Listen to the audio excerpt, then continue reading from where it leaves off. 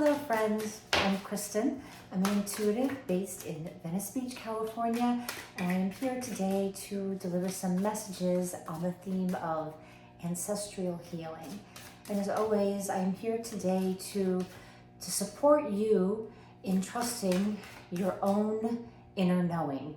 You are your own first guide, you are your own first healer, and these readings are not about distraction and escapism.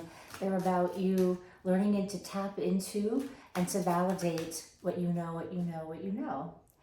And to form community around supporting each other in whatever we're going through and the patterns and cycles of life. So with that, let's go. What are the ancestral patterns and traumas that I need to address for my healing? What ancestral patterns and traumas do I need to address for my healing? Now, we know we're going to just take what resonates, we're going to leave what doesn't. And as I'm speaking, I'm just a conduit. I'm just here, I'm delivering some messages, and if it sparks something else in you, you go with that. If I'm talking about a card and I'm saying something and you start getting a different message, you go with that. I'm just here to support you. What are the patterns and traumas that I need to address from my ancestors in my own personal healing? So we have the Devil, we have the Tower, and we have the Three of Wands. So, I mean, you know, toxic patterns of addiction, of negative behavior patterns, and thought patterns that have passed from generation to generation. You know, when you grow up a certain way, when your mother grew up a certain way, and her mother grew up a certain way, and her mother grew up a certain way, it just begins to, it becomes like a family heirloom. These negative ways of being becomes the family heirloom, so to speak.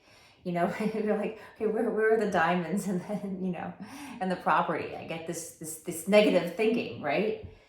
And so you are dealing with perhaps even family members still, people that are still in your life that are, you know, negating, instigating these old thoughts and behavior patterns based on addictive, obsessive, and abusive behaviors that have been passed down. You know, and often when trauma and abuse has occurred, and that's what becomes the pattern, then, you know, we begin to attract what we were raised with, right? And we don't always know why. You know, but there's this in the Tower that's here, and the Three of Wands, there is this moment of reckoning. There is this moment of letting go of a death, really, of a huge death and transformation around finally breaking the ancestral bonds that are destructive, that no longer serve, that were dark, that were slippery. It is about dealing with the shadow of our ancestors and acknowledging what they had to go through. You know, it's trauma begets trauma. So chances are they were dealing with things the very best way they could and in the only way they knew how to do. But now it's time to cut the cord.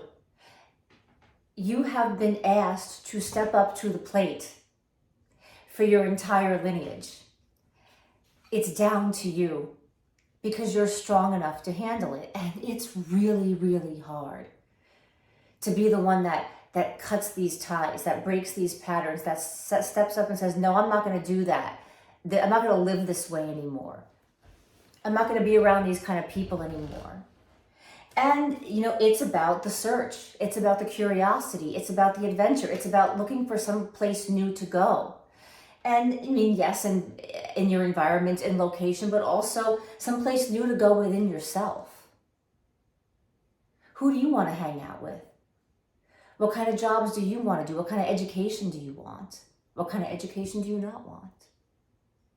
It's about freedom and liberation, that you are not bound by the ancestral trauma, that you are not bound by destructive, addictive, obsessive, negative ways of thinking and negative bonds. And this, it's very difficult to sometimes cut ourselves off from family members, especially people that we love, people that were maybe there for us, people that we know are good people. They're not bad people, but they are instigating behaviors in us that we don't like. And the more you step into your truth, the more you step into your healing process, the more it becomes difficult to tolerate. That your tolerance becomes less and less. So it becomes like, okay, yeah, I can go to that event with family, but I'm going for 4 hours. Or I'm going for Thanksgiving, but I'm not spending the night. Or I know that if I'm going to go for Christmas or this wedding, that I know that I'm going to do meditation first. Or I'm going to bring my significant other with me who's going to be like my rock. You know how to stand in your truth and stay where you are. And it can be, look, people are asking you questions and wanting to know. You're like, yeah, this is my life. This is what I like. This is what I've created for myself and I like it. But there can be some really destructive patterns here. Drugs, alcohol, destructive, unhealthy relationship patterns. And you're looking for something else. And you are strong enough, and it has come down to you, and you can do it. And you can be the lighthouse. You can be the lighthouse in the distance, holding it up for every ancestor that's coming up after you. My friend Penny, who's 81, she was, I know that this is something that a lot of people say, but she was the first one to say to me that when you heal 7 generations back and all the generations forward. You heal everything back and you heal everything forward. And you can give your own ancestors the redemption they need. They couldn't have it in their lifetime. But you can create peace now. Wow. What generational influences are currently affecting your life? I'm gonna leave those go. This little one is Tiger Lily. She's 6 months old. And her brother Nico is banging at the door, right about my feet. So what generational influences are affecting your current life, our current life? Page of Coins, this came up in the pre-shuffle for this, and I was looking at it, and it's this, what I want to say is this is accepting too little. It's this pattern of settling, accepting too little. Well, I have to do this because I have to pay my bills and I need to take care of things. And, I'm going to do this because this is going to make sure that all that happens, even though I really want to do this thing over there. Or I really want to create something new and completely different within my business model, but everybody is saying it has to be done this way because it's always been done this way, and that's how it has to be. And it's the scarcity mindset. The scarcity mindset of the shoe is always waiting for the shoe to drop. Or this is an ancestral pattern, a familial pattern of bad things always happen to my family. People are always screwing us over, or if anything bad is going to happen, or if someone's going to get betrayed, or if this is always going to. So we can't take risks. We just need to cow down and accept that this is just what life is, and we don't get extra special things, or people don't have that kind of life. People don't get to go on adventures all the time, and people don't have a sense of freedom and liberation every single day. You have to have a boss, and you have to tolerate them, and that kind of thing. I mean, this for me right here in this photo is this ancestor coming and whispering in your ear, no, that was, that was me. That's what I had to put up with. But now I'm on the other side. And like here on the other side, I'm seeing you don't have to be that way. Jump. There's a whole another way of creating abundance.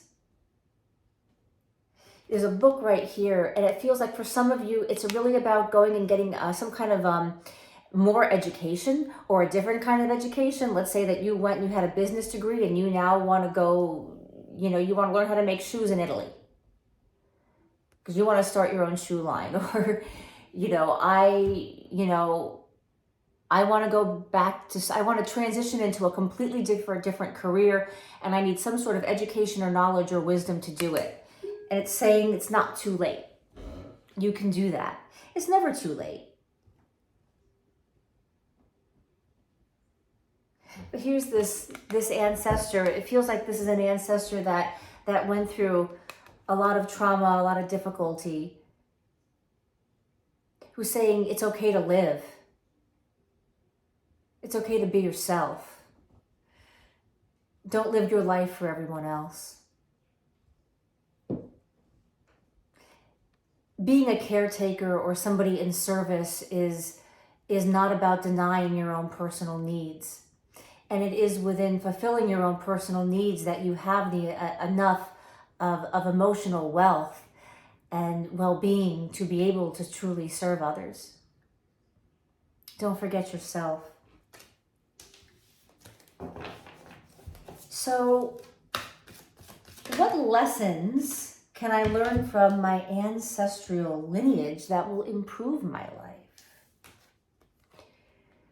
Well, your ancestors were really good at building relationships. Now this is really, we have like the Lovers and the Two of Cups. So what lesson can I learn from my ancestral lineage that will help my life? The Lovers is also about choice. And I think our ancestors, our ancestors, were really good at choosing community and family. It wasn't about, in our world today, it can very much be about being fiercely independent, which is a wonderful thing, of course. But there's not so much community. And I think a lot of times we get ourselves in trouble seeking community and belonging, right? We're seeking community and belonging and partnership, and we end up sort of like trying out these different groups and different people and it not always working out, or it not always being the healthiest group or community to be around.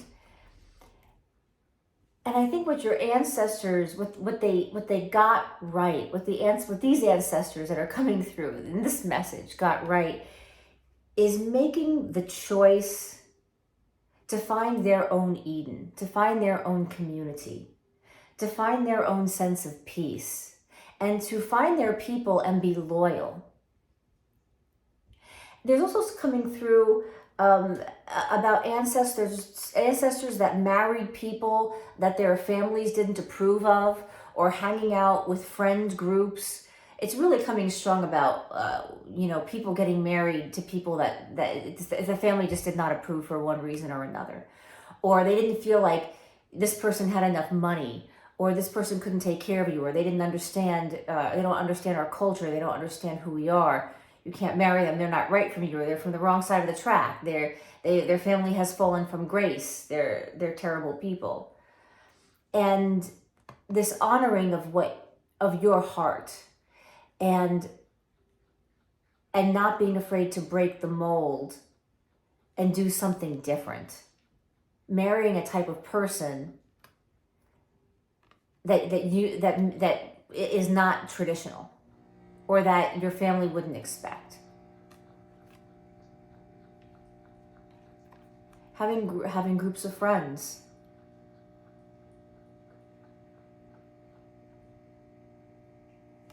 There's also something here about, honoring the relationships in your family and where certain people got it right. And what I'm getting with this is, a lot of times we can look at everything our parents did wrong, And sometimes, regardless of whatever trauma that is real and absolutely needs to be acknowledged, there can be these bits of things that they did do correctly. And this acknowledgement that they did the only thing that they knew how to do based on their own trauma, and that sometimes you're choosing between none of the choices are that good. So them making the best choice out of a bunch of bad choices and getting you to the place where you are now so that you could be that lighthouse, go towards that lighthouse, look for that new, the window was cracked open enough for you to slip through to be the person who you are now, breaking these bonds, breaking these ancestral traumatic bonds, and moving forward in your own healing and in the healing that's going to continue in your family and communities that you are creating. And that can be a big thing when you know that there has been trauma and upset and betrayal and upsetness. And like I said, it's real, but there can be a perspective and a real healing and a real empowerment on doing that. And other family members that, you know, sometimes we get what we need at the time and we change. And there might have been certain people that at certain times in your life were exactly what you needed. You needed the exact support of that aunt. She gave you exactly what you needed. But as you grew up, you realized, well, you know, maybe there's some issues, you know, and it's celebrating what you needed at that time and that you were able to get what you needed. And there comes a time to let go and to acknowledge that maybe what you needed, that you grew in what you needed, that you need more now. Interesting stuff. So what rituals and practices can we deal to help heal these ancestral wounds? What rituals or practices can we do to help us in this journey? So we have the Eight of Cups in reverse. So this is about slowing down on work. This is about not trying so hard to prove to people that that you're different from your family, that you're special and unique from your family. Going out of your way to almost do things that are extreme, or you're so defiant that it's like, yeah, I'm gonna wear the completely wrong outfit to this wedding just to show them how special and unique and how I'm different from all of them, and they treated me this way. You know, it's not having to be that kind of disruptor. Being a disruptor is great, but you can just be a disruptor in your essence and standing in your truth. So the practice can be just being yourself and not needing to prove yourself to anybody. I want to get another one on that. The King of Wands in reverse. So perhaps you're not being as creative as you could be and not taking action in certain creative projects. And I think that a nice ritual would be to do something creative just for yourself, just as a recreational thing. You know, and creativity could be something with movement. You know, it could be dancing to music. It could be, you know, adult coloring books. It could be taking up a pottery class. It's doing something, taking an action and doing something that's creative and it's literally just for you. And you know, and there's probably a lot of your ancestors that didn't get to have that luxury of doing that.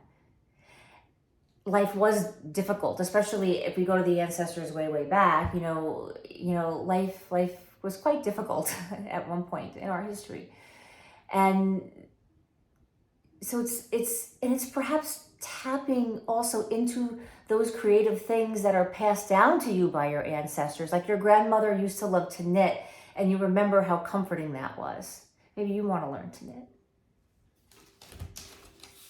Maybe your grandfather used to love a certain kind of music and you tap into that. So final question here, how can you further strengthen your bond with your ancestors? How can you further strengthen your bond with your ancestors? Well, the High Priestess, it's tapping into your intuition. Let's get another one on that, top of the card.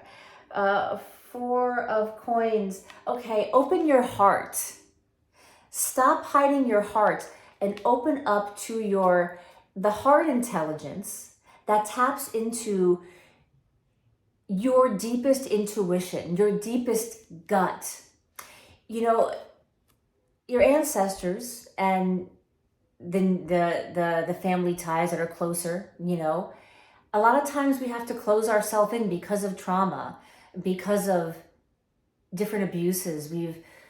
We hold ourselves in. We don't want to open up our hearts. We don't want to repeat those patterns. And knowing that you're safe, that you've done the work, that you're doing the work, and that you can trust yourself to keep yourself safe, that you can open up to let things in. Open your heart to feel more. And trusting yourself, trusting your intuition. There's also a thing here with the High Priestess that you can have private conversations with your ancestors in any way you want. I mean, it can be ancestors that you know of. It could be that you go into a meditation and you just ask an ancestor. You have no idea who they are, to come in. They introduce them. You can have a lot of fun with meditations and ancestral healing meditations, creating your own. There's a ton on YouTube. Playing with oracle cards, you know, tapping into private conversations. And, you know, in many ways, these private conversations with the ancestors, it helps us tap into private conversations with our higher self, right? And you don't have to tell everybody everything. You can have your own secrets. You can have your own personal truth and just live it and be it. All right, my love. Tiger Lily and Nico and I, we are so happy that you're here. I hope that if this resonated, you will please give me a thumbs up because it would super help and I would be very appreciative. And if you want to join the fam, I would love to be building a community here for all of us that's heart-based. So please feel free to subscribe. If you are being called, it would be my honor. I love you very much and I will see you next time.